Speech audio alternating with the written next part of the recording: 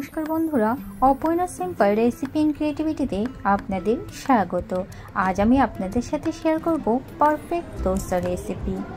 তার জন্য আমি এখানে নিয়ে নিলাম 2 কাপ পরিমাণ চাল। এটা নর্মাল খাওয়ার চাল। এবারে ভালোভাবে ধুয়ে নেব। বাচ্চাদের সাথে কাজ করতে অনেক মজা। আমার ছেলে বলছে, মা আমি তোমাকে হেল্প করে দিই। আমি ধুয়ে দিই। ধোয়া হয়ে গেছে। এবারে পরিষ্কার জল দিয়ে ভিজিয়ে রেখে দিলাম। আর এখানে নিয়ে নিলাম 1/2 কাপ উড়দ ডাল। এটাকেও ভালোভাবে ধুয়ে ভিজিয়ে নেব।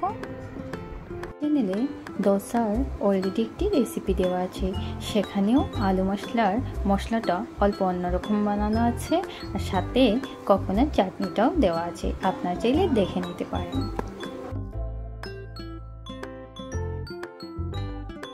দু চামচ পরিমাণ মেথি দানা দিয়ে দিলাম। মেথি দানাটা ধোয়া ছিল, তাই আর ধুলাম না, জলে ভিজিয়ে দিলাম। এবারে 7 ঘন্টার জন্য ভিজিয়ে রেখে দেব।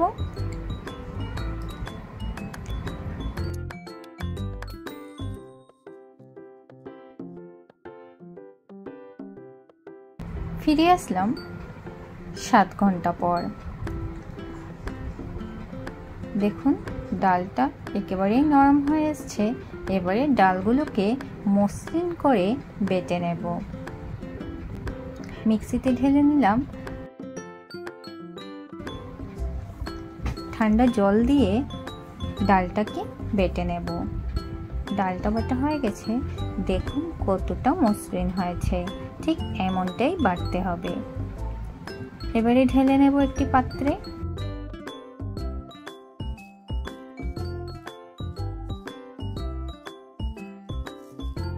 আমি চালগুলোকে বেটে নেব। চালের সাথে দিয়ে দিলাম মেথি দানা আর 1 টেবিল চামচ পরিমাণ ছোলার ডাল। এটাও আমি ভিজিয়ে রেখেছিলাম। সবকিছু একসাথে বেটে নিয়েছি। দেখুন এমনটাই হতে হবে, কোনো দানা যেন না থাকে। এবারে ডালের পেস্টের মধ্যে চালের পেস্টও ঢেলে দেব। সামান্য নুন দিয়ে ভালোভাবে 5 থেকে 7 মিনিট ফেটিয়ে নেব। আমি এখানে নুনটা এই জন্য দিয়েছি যেন ফার্মেন্টেশনের পর খুব বেশি টক যেন না হয়ে যায়। যেহেতু আমাদের এখানে প্রচণ্ড গরম, তাই আমি নুনটা ব্যবহার করে ফেটাচ্ছি। আপনাদের এখানে যদি গরমটা কম হয়ে থাকে তাহলে নুনটা না দিলেও চলবে। ভালোভাবে ফেটিয়ে নিয়েছি। এবারে ঢাকা দিয়ে ওভারনাইট রেখে দেব। টোটাল 12 ঘন্টার মতো রাখবো।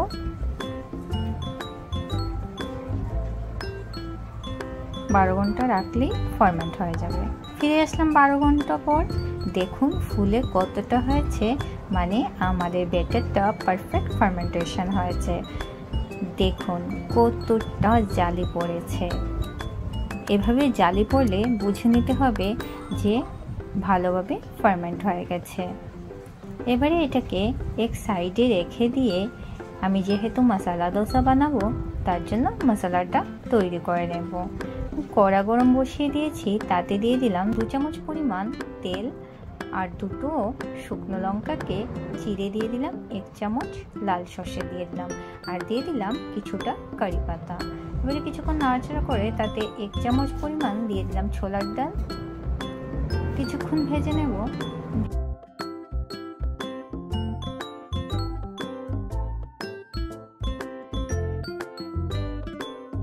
এবার তাতে দিয়ে দেব কাঁচা লঙ্কা আর দিয়ে দেব গ্রেট করে রাখা আদা আর রসুন। আদাটা টোটালি অপশনাল, চাইলে দিতেও পারেন কিংবা নাও দিতে পারেন, তবে দিলে পরে বেশ মশলার স্বাদটা দ্বিগুণ হয়ে যায়। এবারে দিয়ে দিলাম পেঁয়াজ কুচি। ভালোভাবে নেড়ে চেড়ে দিয়ে দেব সামান্য নুন, যেন পেঁয়াজটা নরম হয়ে আসে। কিছুক্ষণ ভেজে নিয়ে ঢাকা দিয়ে 5 মিনিটের মতো পেঁয়াজটাকে নরম হতে দেব। 5 মিনিট পর পেঁয়াজটা আমাদের নরম হয়ে এসছে। এবারে তাতে দিয়ে দেব 1 গ্লাস জল। আমি এখানে 5টা সেদ্ধ করে রাখা আলু দিয়ে দিলাম।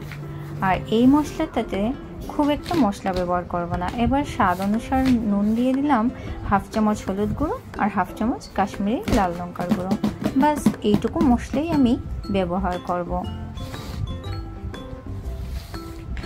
কম আছে 5 মিনিটের মতন রান্না করে নেব। দেখুন মশলাটা ঠিক এমনটাই হতে হবে। এবারে ফ্লেমটাকে অফ করে ঢাকা দিয়ে এক সাইডে রেখে দিয়ে ব্যাটারটাকে তৈরি করে নেব। তার জন্য এখানে দিয়েছি আমি পরিমাণ মতো জল আর নুন। এবারে ভালোভাবে মিক্স করে নিয়ে দেখুন ব্যাটারটা ঠিক এমন ঘনত্বই হতে হবে।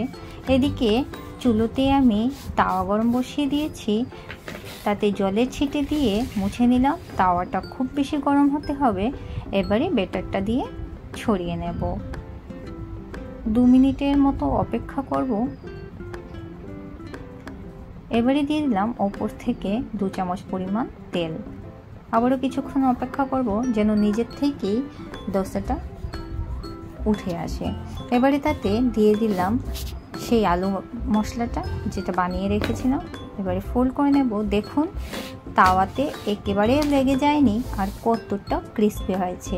এতে আমাদের তাওয়াটা খুব হিট করে তারপরই দোসার ব্যাটারটা দিতে হবে। আরও দুটো দেখিয়ে দিচ্ছি। আবারও এরকম জলের ছিটে দিয়ে তাওয়াটাকে ভালোভাবে মুছে নিয়ে তারপর ব্যাটারটা দেব, দিয়ে কিছুক্ষণ অপেক্ষা করব। দোসা বানানোর সময় তাড়াহুড়ো করলে কিন্তু চলবে না। বন্ধুরা, আমার এরকম সিম্পল রেসিপি যদি আপনাদের ভালো লেগে থাকে তাহলে আমার চ্যানেলটিকে সাবস্ক্রাইব করার অনুরোধ রইল।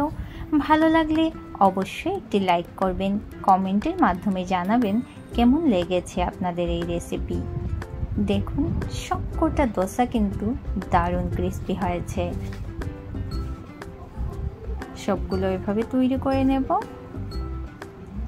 একটা দোসাও কিন্তু আমার তাওয়াতে লেগে যায়নি। এতটা ক্রিস্পি হয়েছে যে আমি ফোল্ড করতেই পারছি না, তাই 2 হাতের সাহায্যেই ফোল্ড করছি। আপনারা ঠিক এভাবে ট্রাই করে দেখবেন। দোসা বানানো খুব একটা কঠিন কাজ নয় কিন্তু। বাস তৈরি হয়ে গেল সবগুলো দোসা। এবারে সার্ভ করে নেব। দেখুন কতটা সুন্দর হয়েছে আর খুব ক্রিস্পি হয়েছে। পুরা যারা আমার পাশে আছেন তাদেরকে অসংখ্য ধন্যবাদ। আমার রেসিপিকে পছন্দ করার জন্য ধন্যবাদ। এভাবেই পাশে থাকবেন। ভালো থাকবেন বন্ধুরা, সুস্থ থাকবেন আর আমার রেসিপিগুলোকে লাইক কমেন্ট করবেন।